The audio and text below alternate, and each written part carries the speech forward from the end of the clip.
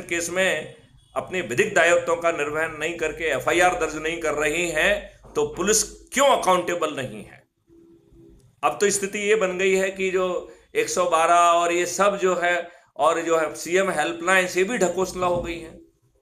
आप वहां फोन करके देख लीजिए, उसमें भी हितों को साधा जा रहा है। जो आम दुखी व्यक्ति है उसको वहां भी रिलीफ नहीं मिल रहा है।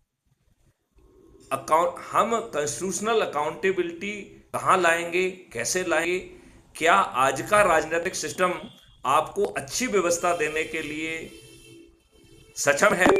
मेरा मानना है जी नहीं। मेरा यह भी मानना है कि आज जो सरकारें स्थापित हुई हैं, ये एक राजनीतिक षड्यंत्र के तहत स्थापित हुई हैं, जहां पर उस समय के राजनेताओं ने अपने राजनीतिक लाभ के लिए डरे हुए अंग्रेजों से समझौता किया और अंग्रेजों की शर्तों पर इस देश का विभाजन स्वीकार किया। विभाजन के समय उन्होंने अपने उत्तरदायित्व का पालन नहीं किया और आपके ऊपर गुलामों के ही नियम कानून थोप दिए। और ये उससे भी लज्जा की बात है कि अभी नए 3 कानून बने हैं। It is nothing but the old wine in the new bottle. पुराना सेक्शन ए, नया सेक्शन ए। क्या हम भारतीय अपने लिए 3 अच्छे कानून नहीं लिख सकते हैं?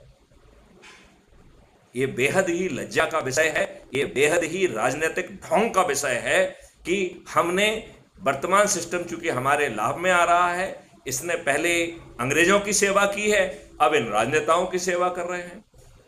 क्या इस देश के लिए ये लज्जा का विषय नहीं है कि पार्लियामेंट्री जो 2024 का पार्लियामेंट गठित हुआ है, इसमें 251 सदस्य, 46% लोग जो है वो आपराधिक चरित्र के लोग हैं।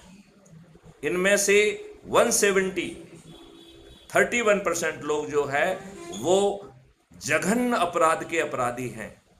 हत्या, लूट, डकैती, किडनैपिंग, बलात्कार। क्या हो रहा है इस देश में? 27 एमपी तो ऐसे हैं जिन्हें सजा मिल चुकी है।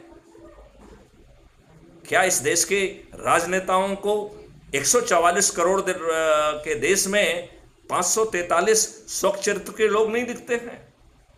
कब तक हम ये राजनीतिक ढोंग करेंगे और हम और आप सिर्फ हाथ हिलाएंगे, मुंह हिलाएंगे और इनके आदेशों का पालन करेंगे, या मरने के पहले अपने बच्चों को अच्छा भारत देके जाएंगे? ये प्रश्न आपको अपने आप से पूछना होगा। अब मैं इस जगह